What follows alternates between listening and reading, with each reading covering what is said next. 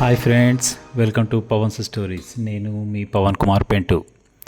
అందరికీ happy children's day. Children's day అంటే పిల్లల కన్నా ఎక్కువ నాకే సంతోషం. ఎందుకంటే ఎంజాయ్ చేయడం దీన్ని మించింది ఇంకేమైనా ఉంటుందా?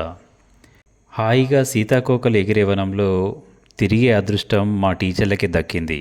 ఇంతటి అదృష్టం ఎవరికి దక్కదేమో. చిన్నప్పుడు ఎప్పుడైనా మీరు టీచర్లు అయ్యారేమో, నేను మాత్రం ఎన్నడూ కాలేదు. ఎందుకంటే నేను టీచర్ అయితే నాకు అర్థం కాని ప్రశ్నలు అడగడానికి మా బ్యాచ్ ఎప్పుడు రెడీగా ఉండేది. అందుకే తప్పిపోయి కూడా చిన్నప్పుడు ఎప్పుడు టీచర్ని కాలేదు. ఇక మొట్టమొదటి ఉద్యోగం లోడుపల్లిలో. ఎప్పుడు తోక పట్టుకొని తిరిగేవాడు పూర్ణంగాడు, చిలాకీగా ఉండేవాడు మోహన్ గాడు. ఇక ఖోఖో ఆటలో శ్రీకాంత్ గాడిని భీమేష్ గారిని అవుట్ చేయాలంటే చాలా కష్టమైన పని. ఇక చదువులో అయితే తేజ, బానేష్ గాడు, రాజేశం గాడు, ఇలా చాలామంది. ఇక అమ్మాయిల్లో కబడ్డీ ఆడితే సంగీతను ఆపడం ఎవరి వల్ల కానే కాదు. చక్కగా ముద్దుగా నల్లగా ఉన్నా కూడా ముఖంలో లక్ష్మీ కళ ఉండేది పార్వతికి, లక్ష్మికి. ఒడ్డుపై నడిచే విధానం చెప్పేవాడు చేయి పట్టుకొని దాముగాడు, లక్ష్మణ్ గాడు. చక్కగా చదివే పిల్లలు, చక్కని అల్లరితో ఉండే ఊరది. ఇక ఆ తర్వాత వచ్చిన బొందిడి, అదొక స్వర్ణయుగం నాకైతే. 9 ఏళ్ళు పిల్లలతో ఆడుతూ పాడుతూ అలా గడిచిపోయింది. ఒక్కొక్కడికి ఒక్కో పేరు పెట్టడం అక్కడే నేర్చుకున్నాను నేను. అప్పుడే బడిలో చేరాడు వాడు. 1 2 అని నేను అంటే వాడు 1 2 అనేవాడు. 2-3 సార్లు అడిగి చూశాను. తర్వాత అర్థమైంది వాడికి కా అన్న పదం రాదని. అంతే, వాడి పేరు 1 అని పెట్టేశాను. క్రికెట్ ఆడడంలో ఒకడు ఉండేవాడు. వాడు కొట్టే షాట్ విభిన్నమైన షాట్. కట్టెను గొడ్డలతో నరికినట్టుగా ఉండే షాట్ను చూసి గొడ్డలి అని పేరు పెట్టాను. అంతే, వాడి పేరు గొడ్డలి అయిపోయింది.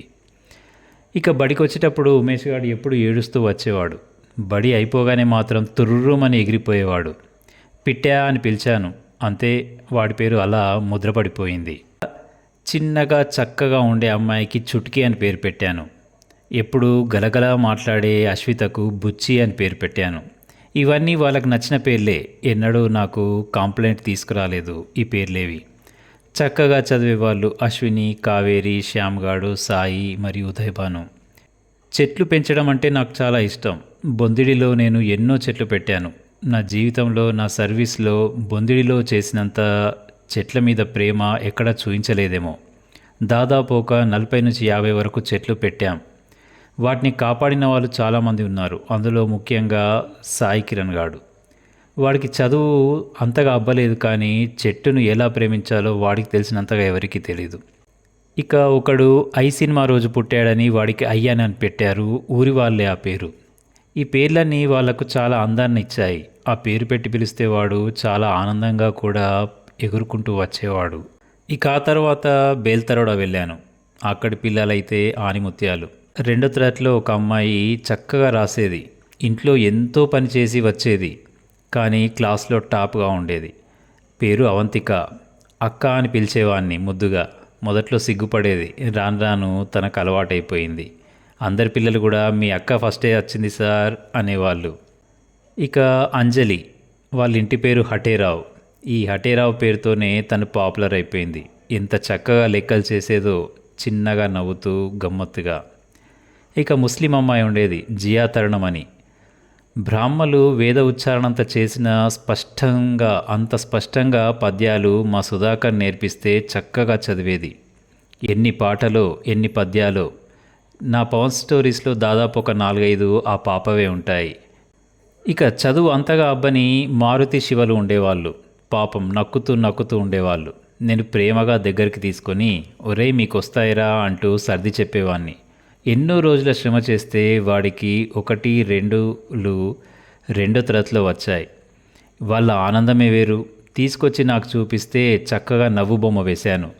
దోస్తువిరా అంటూ బొటన వేలుతో దోస్తు కలిపాను. అంతే, బడిలో ఉన్న అందరికీ చెప్పేశారు పవన్ సార్ మా దోస్తు అయిపోయాడు అని. అది విన్న అరుణ్ గాడు వచ్చి నా పక్కకు నిలబడ్డాడు. వాడి మొహంలో డీలాతనం ఉంది. అర్థమైపోయింది. దగ్గరగా తీసుకొని, ఒరేయ్ వాళ్ళిద్దరికన్నా ముందు నువ్వే నాకు దోస్తువురా అని మళ్ళీ బొటన వేలిచ్చాను. అంతే, వాడి నవ్వుల్లో వెన్నెల నేర్కోవచ్చు. ఇక పనిలో రంజిత్ గారు చేసేంత చక్కగా ఎవరు చేసేవాళ్ళు కాదు. చదవడంలో మధులిక లాంటి అమ్మాయి చాలామంది ఉండేవాళ్ళు. దుర్గా చాలా చలాకీ అమ్మాయి. తను నవ్వితే నవ్వుతో పాటు కళ్ళ నుంచి నీళ్లు కూడా వచ్చేవి. అంత హాయిగా మనస్ఫూర్తిగా నవ్వేది ఆ పిల్ల. యమున లాంటి గడసర అమ్మాయిని ఎక్కడా చూడలేదు. ఇక అనికేత్ గాడు గుండ్రటి ముఖంతో అచ్చు గుద్దినట్టుగా రాత రాసేవాడు. ఇలా అందరినీ అక్క అంటూ, తమ్ముడు అంటూ, లడ్డు అంటూ, జిలేబీ అంటూ. అమూల్య గురించి చెప్పడం మర్చిపోయాను. భలే చలాకీ అమ్మాయి. జ్వరం వచ్చింది సార్, ఇంటికి వెళ్తాను అనేది. ఇంటికి వెళ్ళి ఏం చేస్తావు అన్నాను. ఇంటికి వెళ్ళి ఏం చేస్తాను సార్, పడుకొని ఫోన్ చూస్తాను అనేది. అదేంటి ఫోన్ చూడొద్దు కదా అంటే, డాక్టర్ ఫోన్ చూడొద్దని చెప్పలేదు కదా సార్, ఇంటికి పోయి పడుకొని ఫోన్ చూస్తాను అనేది అమాయకంగా పిల్ల. అందరికీ అన్ని పేర్లు పెట్టినా ఎక్కడ కూడా నాకు రిమార్క్ రాలేదు. కానీ ఒక్కడితో వచ్చింది. ఆ పేరే బుల్డోజర్. నేను బేల్తరడా వెళ్ళినప్పుడు వాడు అంగన్వాడీలో ఉండేవాడు. ఎప్పుడు బుల్డోజర్ని తీసుకొచ్చి మట్టితో ఆట ఆడుకునేవాడు. వాడు ఎప్పుడు కనిపించినా కూడా వెళ్ళి నెమ్మదిగా వాడి తల మీద అలా హాయిగా నిమురుతూ వెళ్ళేవాడిని. 2 సంవత్సరాలు గడిచేసరికి వాడు మా మొదటి తరగతిలోకి వచ్చేసాడు. వాడిని చూసి చూడగానే అరే బుల్డోజర్ అన్నాను నేను. అంతే. ఆ పేరు ఎంతలా పాకిపోయిందంటే వారం తిరిగేసరికి వాళ్ళ అమ్మ వచ్చి మా సుధాకర్ హెచ్ఎంతో అననే అంది, సార్ ఎవరోనట బుల్డోజర్ అని పేరు పెట్టారట సార్, కాస్త పిలవద్దని చెప్పండి అంటూ వెళ్ళిపోయింది. తర్వాత పిల్లల్ని వెళ్ళి అడిగాను. ఒకటే నవ్వులతో పిల్లలందరూ చెప్పారు, సార్ వాడిని సగం ఊరు బుల్డోజర్ అనే పిలుస్తోంది సార్ అంటూ. దుకాణం వాడు కూడా వాడిని బుల్డోజర్ అనే పిలుస్తున్నాడు సార్ అన్నారు పిల్లలు నవ్వుతూ. పాపం బిక్కమొహం వేసుకుని చివరగా కూర్చున్నాడు లడ్డు లాంటి విఘ్నేష్ గాడు. దగ్గరగా తీసుకొని చెప్పాను, ఏరా నేనేమని పిలవాలి అని. బుల్డోజర్ సార్ అన్నాడు వాడు నవ్వుతూ. వద్దురా రే పిల్లలు, ఇవాళ నుంచి వీని విఘ్నేష్ అనే పిలవండి అని చెప్పాను. ఆ తర్వాత బుల్డోజర్ అన్నది మానడానికి నాకు దాదాపు 20 రోజుల సమయం పట్టింది. ఇంతటి ఆనందాలు, ఇన్ని జ్ఞాపకాలు ఇవన్నీ పిల్లల వల్లే వచ్చాయి. అందుకే మా టీచర్ల కన్నా అదృష్టవంతులు ఎవరూ లేరని నేను చెప్పేది. హ్యాపీ చిల్డ్రన్స్ డే పిల్లలకి, హ్యాపీ చిల్డ్రన్స్ డే టీచర్లకి కూడా. ఇదండి నేను మీ పవన్ కుమార్ పెంటు.